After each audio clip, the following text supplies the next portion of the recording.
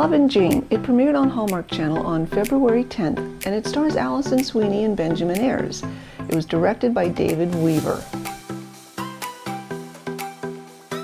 This was the 5th new movie release for Hallmark for 2024, and it was the 2nd of the Jane Austen-themed series for the month of February.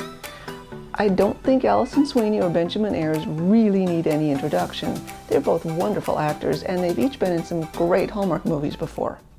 Cranberry Christmas is one of my favorites, which stars Benjamin Ayres. And although I can't single out any of my favorite Christmas movies with Alison Sweeney, she was wonderful in the Wedding Veil series, as well as the Hannah Swenson mysteries. What surprised me the most during the opening credits was I recognized the director's name, David Weaver. He also happened to write this one. So I looked him up, and it turns out he also directed Christmas Town and A Christmas to Remember, which are 2 movies I very much enjoyed.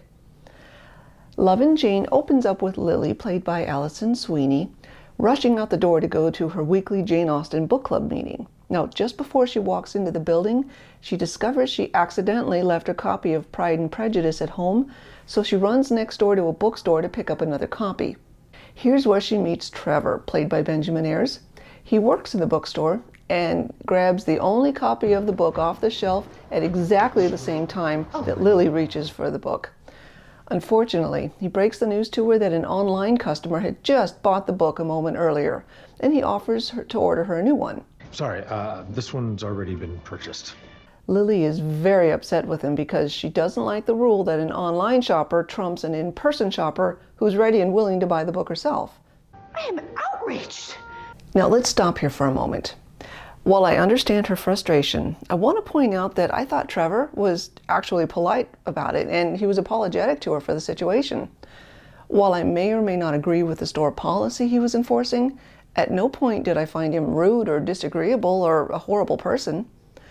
Okay, I suppose he didn't have to say that someone had just purchased the book Exactly 1 minute ago. That was unnecessary, and no good was going to come out of saying that to her. But Lily, on the other hand, she storms off and immediately tells her best friend, I encountered the most disagreeable man. Now, honestly, that seemed like a stretch and a bit unwarranted, and it made me not like her character right out the gate. Not a good way to start a movie, in my humble opinion. So next, she starts the Jane Austen book club meeting, where we now learn that she's the club president. Unfortunately, that scene was uncomfortable to watch. See, Lily didn't seem to know what she was doing. She put a newcomer on the spot with some questions, and there were too many moments of awkward silence. Couldn't you just try? On a brief side note, I found it cute that they named the pub owner Mr. Wickham, but I didn't understand why, since he was such a nice, sincere character, which was in stark contrast to the Mr. Wickham in Pride and Prejudice. I'm probably way overthinking this, but it just felt like this character name was added into the movie without any purpose.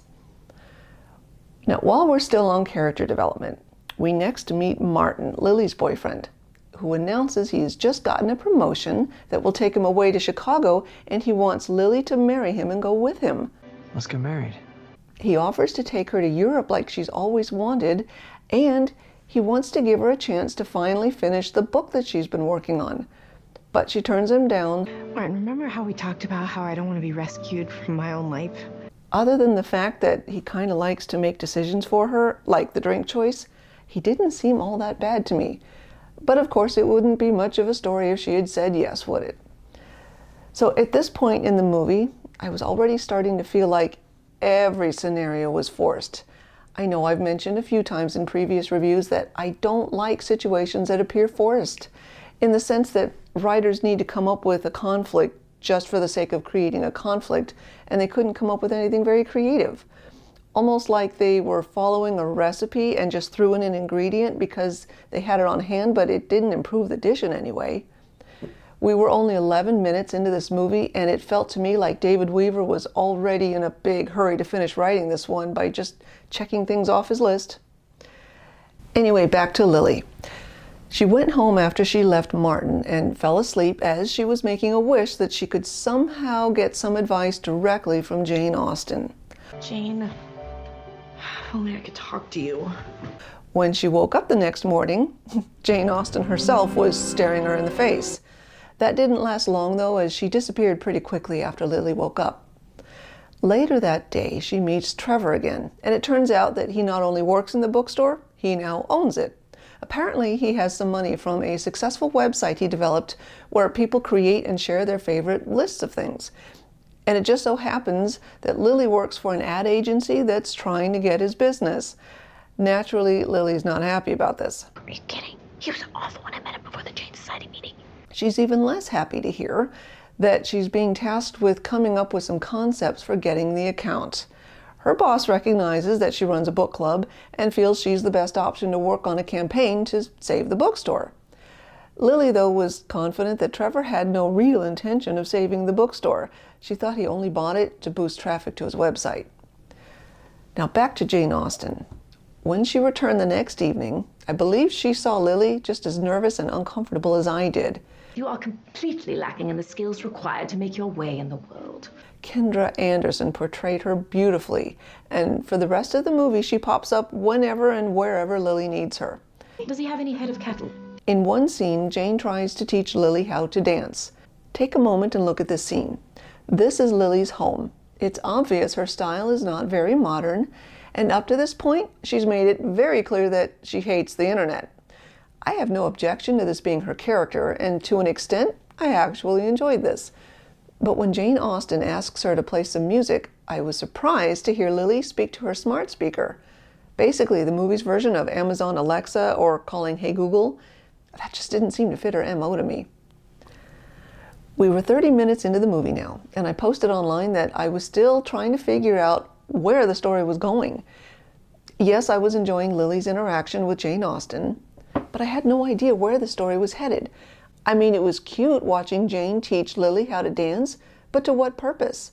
Unless maybe this was Jane's way of helping Lily to compose herself and not act so skittish all the time. Spoiler alert, that didn't work. And an hour into it, I still didn't know the point of this story. Her best friend and co-worker had romance issues, but that wasn't the main story. And although I enjoyed how Lily helped bring them together, and that in turn helped to inspire her to finish her book, that wasn't the main story. Lily was stuck on campaign ideas, but was that the main story? She and Trevor bantered from time to time, which was fun, but I still didn't know where they were headed. And Jane popped up from time to time and was always fun, but she wasn't the main story either. I felt quite lost with this one, and by this time, an hour and 22 minutes into the movie, I was really over Lily's jumpiness. Thank you. At least the very next scene finally started to focus on Lily and Trevor's love story. Maybe I would have been more patient with this one if I actually liked Lily's character. No, you can't go with me. But as I've already said, I was not impressed. And I was hoping after they had a very nice evening walking together that my opinion of her would change. But sadly, that was not the case as she bumped into someone yet again in the very next scene. Oh, I'm so sorry. For the life of me, I don't know why David Weaver thought this was an endearing characteristic in a leading lady. I mean, she wasn't as bad as Betty in Betty's Bad Luck in Love, but I'm starting to wonder if Hallmark thinks all leading ladies should be in need of therapy. Personally, I don't care for it, and I hope they move away from this trend. Sorry. The final scene with Trevor was sweet, but a little disconnected like the rest of the movie. It was as if suddenly Trevor's character had drastically changed, and they both professed their deep feelings for one another.